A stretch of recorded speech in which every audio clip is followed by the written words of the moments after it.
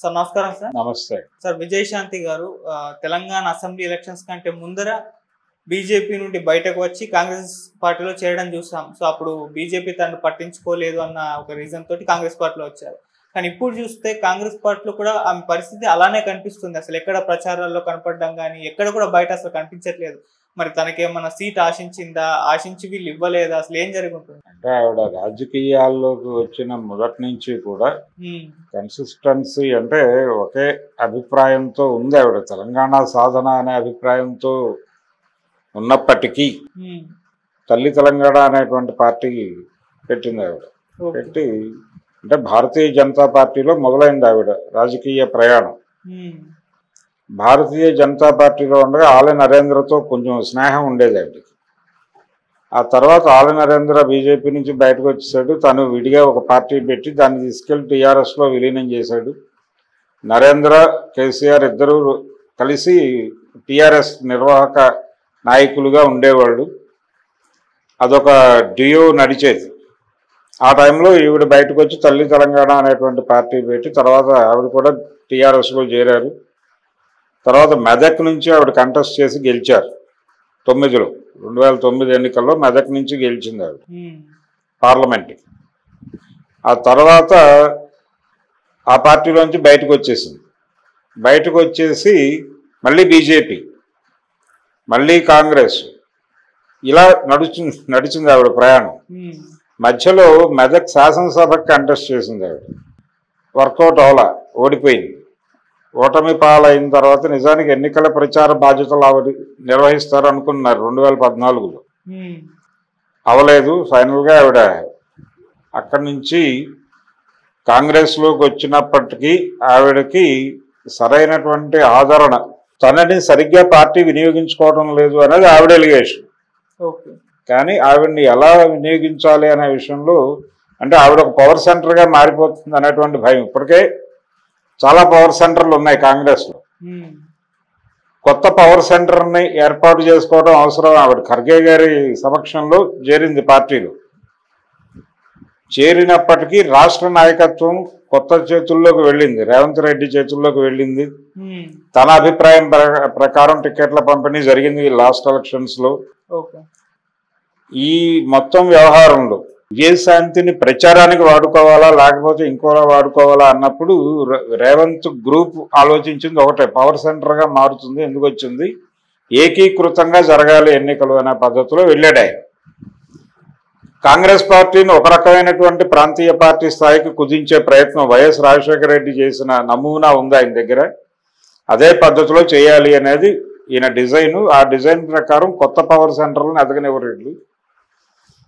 రాజశేఖర రెడ్డికి కూడా పీజేఆర్ని అలా ఉంచాడు సపరేట్గా, మరి శశిధర్ రెడ్డిని అలా సపరేట్గా ఉంచాడు. ఇలా కొన్ని వ్యక్తులు సఫర్ అవుతూ అలా పక్కన ఉండేవాళ్ళు. వాళ్ళు పవర్ సెంటర్లుగా ఉండేవాళ్ళు, కొంత ప్రభుత్వాన్ని ఇబ్బంది పెట్టేవాళ్ళు. బయట ఉండే కదా, లోపలుండే నేరుగా రాజశేఖర రెడ్డి మీద విమర్శలు చేసేవాళ్ళు వాళ్ళు. అయితే విజయశాంతి గారు ఆ ఫైట్ కూడా ఇవ్వట్లా, సైలెంట్ అయిపోయింది అవి టోటల్గా. అదే సమయంలో సినిమాల్లో యాక్టివ్ అవ్వాలనే ఒక అభిప్రాయం కూడా ఉండేది ఆవిడకి. సరలేరు నీకెవరు అనే సినిమాలో మహేష్ బాబుతో చేసింది ఆవిడ. ఆ క్యారెక్టర్ ద్వారా తనకి అలాంటి అవకాశాలు వస్తాయి అని అనుకుంది ఆవిడ. అవి రాలా. కారణం రెమ్యూనరేషన్ కావచ్చు. ఆవిడ ఆ రోజుల్లోనే ₹1 కోటి తీసుకున్నారు. అంటే దాదాపుగా అంటే లేడీ అమితాబ్ అనేటువంటి ఒక టైటిల్ ఉంది ఆవిడకి. ప్రత్యేక పాత్ర ఉండాలి ఆవిడకి, ఒక పెర్ఫార్మెన్స్ ఓరియంటెడ్ క్యారెక్టర్ కావాలి, డైలాగ్స్ ఉండాలి, పంచులు ఉండాలి, ఇవన్నీ ఉన్నాయి. ఆవిడ లెక్క ఆవిడకి ఉంది. ఆ లెక్క ఉన్నటువంటి క్యారెక్టర్లు రెగ్యులర్గా పడవు.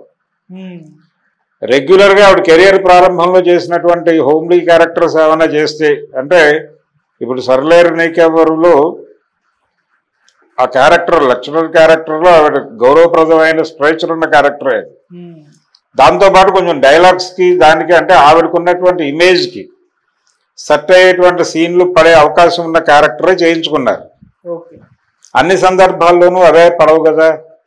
ఏ క్యారెక్టర్ అయినా చేయడానికి నేను సిద్ధం, తల్లిగా అయినా చేస్తాను అని అంటే ఇవ్వడానికి వీళ్ళు సిద్ధంగా ఉన్నారు. కానీ ఆవిడ మాట అంటానికి సిద్ధంగా ఉందా అనేది డౌట్. ఎందుకంటే ఆ రోజు ఫంక్షన్ లో కూడా సర్లేరు నీకెవరు ప్రీ రిలీజ్ చిరంజీవి వచ్చాడు. చిరంజీవి సమక్షంలో వీళ్ళిద్దరి మధ్య కొంత రాజకీయ సినిమా చర్చ జరిగింది. ఆయన నువ్వు పొలిటికల్ గా నా మీద దాడి చేసావు, విమర్శించావు అని ఆయన, రాజకీయాల్లో తప్పదు కదా అని ఈవిడ.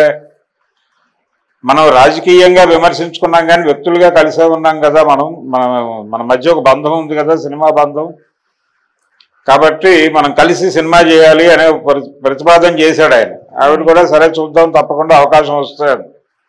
అవకాశం రాలేదా, లేకపోతే అవకాశం ఊరికినే స్టేజ్ మీద పెదవుల మీద మాట్లాడి హృదయంలో నుంచి వచ్చినవి కావా అనే సందేహాలు మిగులుస్తూ అదైతే నిజం కాల. ఆ తర్వాత వాళ్ళిద్దరిని కలిపి సినిమా చేసే ప్రయత్నం చేయలేదు. అక్కడ కూడా ఇదే ప్రాబ్లం. ఆవిడకి ఏ తరహా పాత్ర ఇవ్వాలి, ఆవిడకి కొన్ని కోరికలు ఉంటే ఉండొచ్చు. ఎందుకంటే మరీ అనామకంగా ఉండే క్యారెక్టర్ ఎలా చేస్తావు అనే మాట కూడా అంది ఆ రోజు ఆవిడ. సరిలేరు నీకెవరు సినిమా టైంలో ఆవిడ కొన్ని ఇంటర్వ్యూస్ ఇచ్చింది. ఆ ఇంటర్వ్యూస్లో ఎందుకు మీరు ఇప్పటిదాకా ఈ సినిమా ఎందుకు యాక్ట్ చేస్తున్నారు, ఇతర సినిమాల్లో ఎందుకు కనిపించలేదు అంటే క్యారెక్టర్ నచ్చి అంది ఆవిడ. క్యారెక్టర్ నచ్చి అనడం అంటే ఏంటి, ఈ లెవెల్ క్యారెక్టర్లు ఉంటే తప్ప మీరు చేయనని ఫిక్స్ అయ్యారా అనే డౌట్ వస్తుంది కదా ప్రపంచానికి. అందుకని ఆవిడ జోలికి ఎవరు వెళ్ళే ప్రయత్నం చేయలేదు, ఆవిడ కూడా అప్రోచ్ అవ్వలేదు. సో సినిమాలు లేవు ఆవిడకి. పొలిటికల్గా కూడా ఆవిడ పవర్ సెంటర్ అయిపోతుందేమో అనే భయం చొప్పున ఆల్రెడీ ఆవిడకి అనుభవాలు ఉన్నాయి. ఆవిడ టీఆర్ఎస్లో చాలా యాక్టివ్గా ఉండేది. ప్రతిదానికి విజయశాంతిని ముందు పెట్టి నడిపించేవాడు ఆయన కేసీఆర్. బాగున్నంతకాలం బాగానే ఉంది. ఎప్పుడైతే ఆవిడ పవర్ సెంటర్గా విడిగా ఎదుగుతోంది అని అనుకున్నారో కట్ చేయడం మొదలుపెట్టారు. అక్కడి నుంచి వివాదాలు, ఆవిడ బయటకు వెళ్ళిపోయింది.